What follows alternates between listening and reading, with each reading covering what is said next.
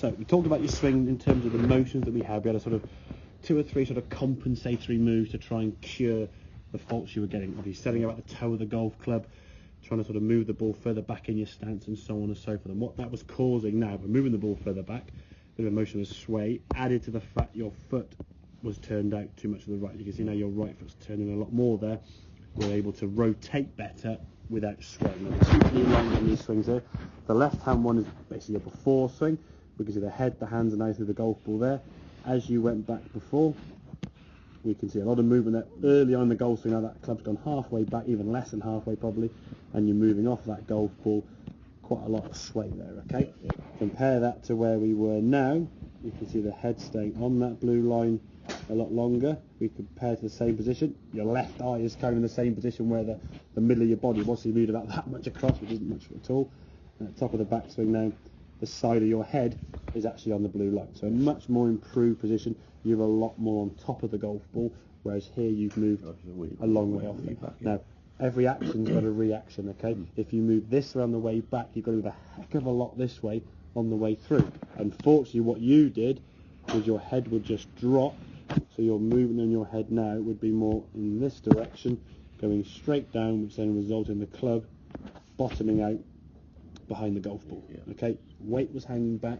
You'd either pull the golf ball to the left if you missed the ground, or hit the ground early behind the golf ball. And then, of course, if you start hitting the ground at any time of year, it's going to cause you a miss-hit shot. So then your swing thought now is don't hit the ground. Again, don't. So, because you know, the history of hitting the golf ball or hitting the ground from this position is going to be bad. It's going to be hitting the ground first and big fat shots, okay? So, from the centre position here now on the right-hand side, we're going to start moving towards target. And you can see now the head didn't drop so much, and the club now can bottom out the golf ball. So your head, yes, is a smidgen behind the golf ball. For me, that definitely ticks a lot more boxes than that. We can see where the club bottomed. That the ball flight, you can see straight away, is coming off the club face there. It's sailing away down the driving range there. And as a result of your finished position, head moving through now nicely, we're moving through that blue line. I would say the majority of your weight now is down to that left side, and that right foot, as we can see, is starting to lift off the ground.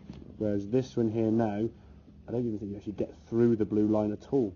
Maybe a little bit at the end when the swing's kind of finished, but even then, your legs leaning back a little bit. You don't look as far through the ball as you were with that, okay? Just by lack of rotation, which again was caused by the right foot being opened out, as we said, and that swaying that was being caused by that, stopping you getting back to golf. And too much lateral movement side to side is never going to be consistent, okay? And because of the different shots you were getting, you were trying to create a compensation. As we said at the start of the lesson, all the logical changes to bad shots are usually the wrong change.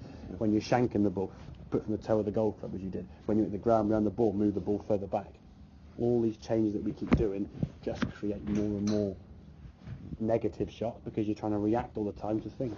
Get the ball set up in a good position, stay centred, turn, move left. Okay. I can't believe the difference in that. In half an hour, 40 minutes. And again, that's not really reinventing your swing. It's not saying, we've got to make massive changes and do this and do that. It's 2 trigger words. Centred, or 3 words. Centred, move left. Okay? Which is kind of the move you'd make if you're throwing a ball. It's a natural move you could make. Okay? It's the problem when you've got a golf club in your hand and you've either got water in the way, or you're just having a bad day at the office because the swing's not working so well. You just try to do too much. And if you try to do too much, tension is created.